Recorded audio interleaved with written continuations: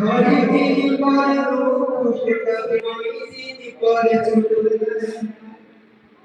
বর্তমানে কাছে সালাতে কইরো ছয় দিন পরে খুশি যাবে দিন পরে চলে বর্তমানে কাছে সালাতে কইরো ভুল জায়গা ভালো জায়গা ভালো আমল দিয়ে কবরে গো সাজিয়ে দিতে হয় ছয় দিন পর খুশি যাবে নয় দিন পর চুল ছয় দিন পর খুশি যাবে নয় দিন পর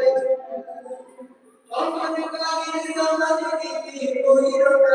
ভুল কবর